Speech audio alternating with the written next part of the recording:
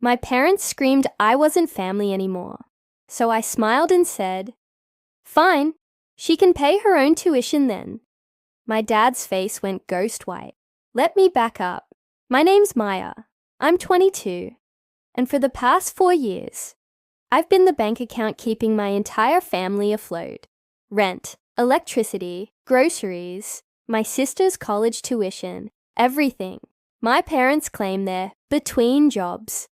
My younger sister Annika, 19, full-time student, full-time princess who thinks the world should bow at her feet. Me? I've been working full-time in tech since I was 18. Remote classes on the side. No parties. No dating. Just grinding and saving every dollar I could. But apparently, being financially responsible made me the villain. Things had been getting ugly for months. I'd asked Annika to help around the house. Maybe get a part-time job. Just something. She'd roll her eyes and call me jealous. My parents always took her side. Then came the explosion. Annika borrowed my brand new laptop without asking, spilled coffee all over it, destroyed it, and when I found her, no apology, not even a hint of remorse. She just shrugged and said, "It's just stuff. Chill out." I told her she needed to pay for at least part of the repairs. She laughed in my face. "You're rich. Stop pretending you're poor." That's when I snapped.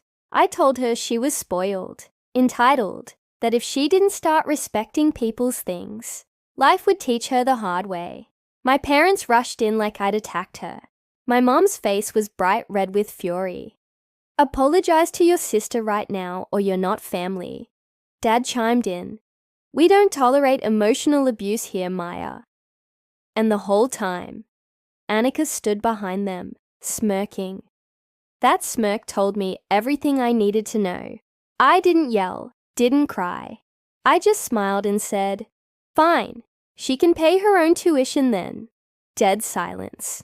Dad's face went ghost white. Mom blinked like I'd just spoken another language. "Wait, what do you mean?" "I've been paying her tuition this whole time," I said calmly. "That's done now. Good luck." And I walked out. No screaming, no slamming doors. Just left with my dignity and my savings intact. They thought I'd cave in a few days. I didn't. 3 days passed. No text. No calls. I thought maybe they'd finally gotten it.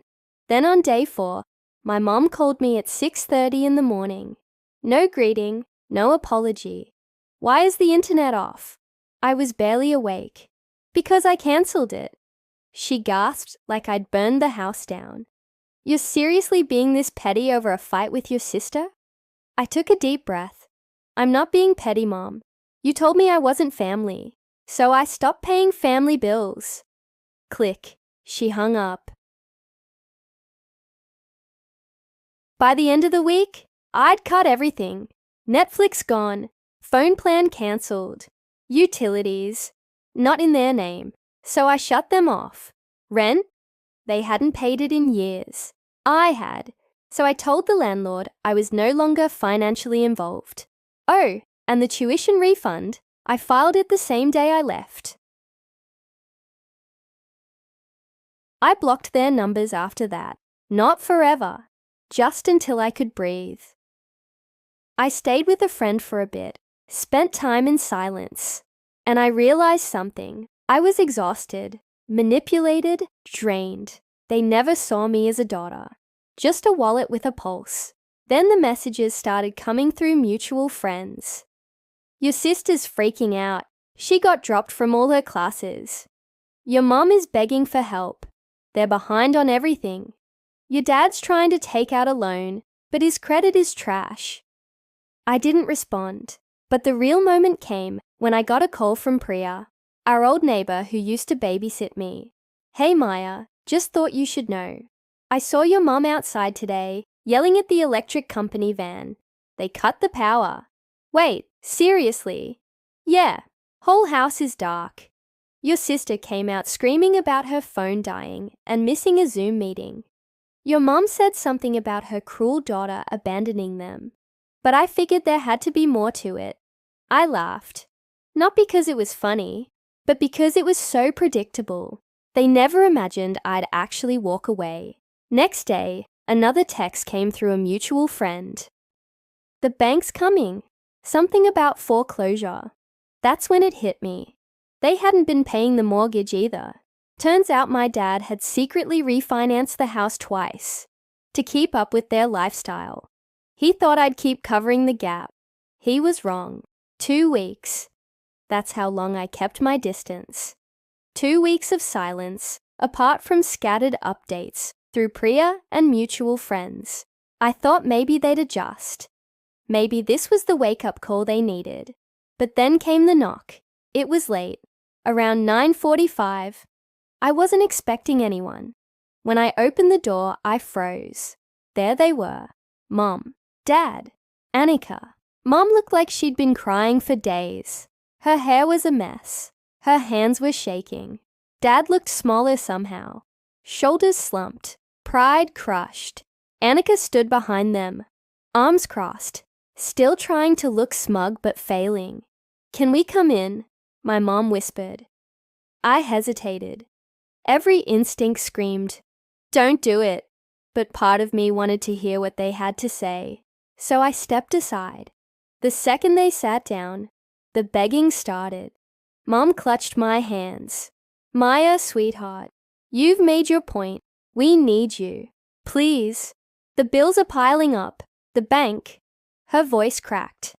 "The bank sent us a final notice." Dad's voice was rough. "They're foreclosing. We'll lose the house." And then Annika piped up, rolling her eyes. "This is ridiculous. Just fix it already, Maya. You've got the money." I laughed. I couldn't help it. Fix it. Like I was their personal repair service. I looked straight at my sister. "You want me to apologize now? Or are you going to?" She scoffed. "For what? You're the one being selfish." That's when I lost it. Selfish? Annika, I've paid your tuition for 3 years. I bought your textbooks. I gave up vacations, weekends, everything, so you could sit in coffee shops pretending to study. I kept the lights on in that house while you called me arrogant and acted like a queen. And you want me to apologize. She went quiet. For once. Dad leaned forward. "Maya, we raised you. Doesn't that mean anything? Family looks out for each other." "Funny," I said. "Because when I asked for respect, you shouted that I wasn't family. You only want me when my wallet's open." The room went silent. Finally, my mom broke. She dropped to her knees right there in my living room. "Please, Maya, just this once. Don't let us lose everything. Please help." I swallowed hard. Seeing her like that hurt more than I expected, but I remembered all the times I begged for even the smallest acknowledgement and got mocked instead. I remembered the smirk on Annika's face while they screamed at me, and I said quietly but firmly, "No, I'm done." Annika exploded. "You're heartless. You're destroying this family." I stood up. "No, Annika. I just stopped destroying myself to keep you all comfortable." I opened the door. "You should go." They shuffled out, my mom sobbing, my dad stone-faced, and Annika throwing one last glare over her shoulder. The door clicked shut behind them. For the first time in years, my apartment felt peaceful. But I knew it wasn't over. Not yet. Because when people who've depended on you for everything finally realize the safety net is gone, that's when they get desperate. A month later, the foreclosure notice became official. The house I'd grown up in, the house I'd sacrificed so much to keep afloat, was now out of their hands. It was surreal. I hadn't seen them since that night at my apartment. But Priya, bless her, kept me updated. She'd text things like, "Your mom's trying to tape extension cords across the street to steal electricity. Your dad's been calling everyone in the neighborhood asking for short-term loans. Your sister said on Facebook that you ruined her education. She dropped out." And then came the voicemail. One morning, I woke up to 3 missed calls and a rambling voicemail from Dad. His voice was strained, almost hoarse. Maya, we lost the house. They came today. Locks changed. Everything gone. Your mother's hysterical. Annika's, they made that choice. Not me. Still, I needed closure. So I went to the foreclosure hearing at the courthouse. When I walked into the courtroom, my parents' faces dropped. They hadn't expected me to show up. My mom looked worn down, clutching tissues. My dad's pride was gone, replaced by sheer defeat. Annika sat in the back row, scrolling on her phone like she wasn't part of this collapse. The judge read through the paperwork. Unpaid mortgage, unpaid utilities, thousands in debt. My dad tried to argue, tried to blame unexpected hardships, but the bank's lawyer had receipts.